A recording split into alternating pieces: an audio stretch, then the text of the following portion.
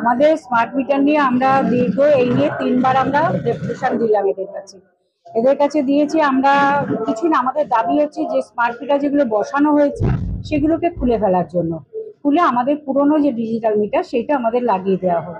আমরা গতদিনকেও যে আমরা ডেপুটেশন দিয়েছি সেটাই আমাদের দাবি ছিল, কারণ স্মার্ট মিটারে বসানোর পরে বহু গরিব মানুষ যারা তাদের যে বিলটা আসছে সেই বিলটা তারা পে করতে পারছে না।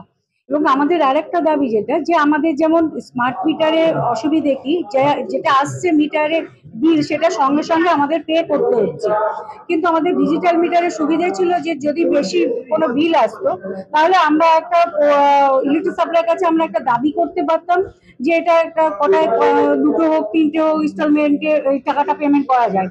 কিন্তু এই স্মার্ট মিটার বসানোতে এই করা যাচ্ছে না এটা, যার জন্য আমরা এই দাবিগুলো রেখেছি যে আমাদের এই ব্যবস্থাগুলো করতে হবে। এবং সব থেকে বড় জিনিস যেটা হচ্ছে আমাদের মিটারগুলো, স্মার্ট মিটারগুলো খুলে আমাদের ডিজিটাল মিটার। উনি বললেন যে উনি ডি সাহেবকে জানাবেন, কারণ ওনার ওপরে যেহেতু ডি সাহেব আছেন, ডি সাহেবকে জানাবেন। এবং সরকারি কোনো ওনাদের কাছে চিঠি আসেনি যে মিটারগুলো খোলা যাবে, সেই জন্য ওনারা এই মুহূর্তে বললেন যে আমরা ডি সাহেবকে জানাবো আপনাদের দাবি, তারপরে আমরা কি হলো জেনে জানাবো। আমরা বৃহত্তর আন্দোলনে যাব, আমাদের এই আন্দোলন জারি থাকবে।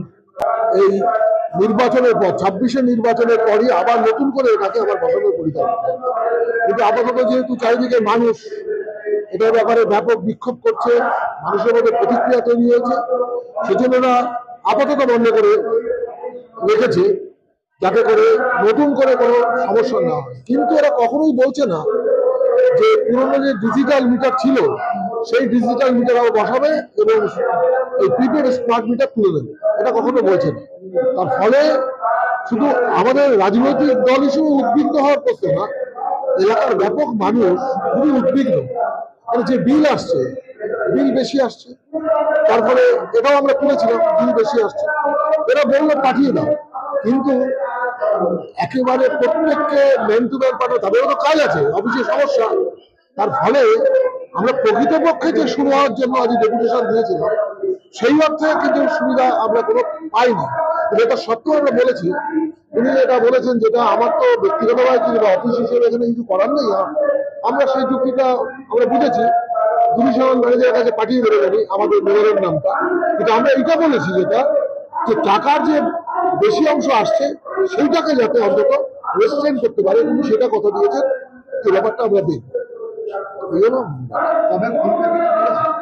না, খোলার কোনো ব্যাপার নেই, ওরা এখনো পর্যন্ত খোলার ব্যাপারে কোনো অ্যাসিওর করেনি, যেহেতু ডিভিশনাল ক্ষেত্রে বা উপর থেকে কোনো নির্দেশ ওদের আসেনি, সেটা বলতে পারছি না। কিন্তু আর্থিক যে ব্যাপারটা বেশি বিল আসছে সেটা ওরা ঠিক করে দেবে বলেছে, সেটার ব্যাপারে আলোচনা।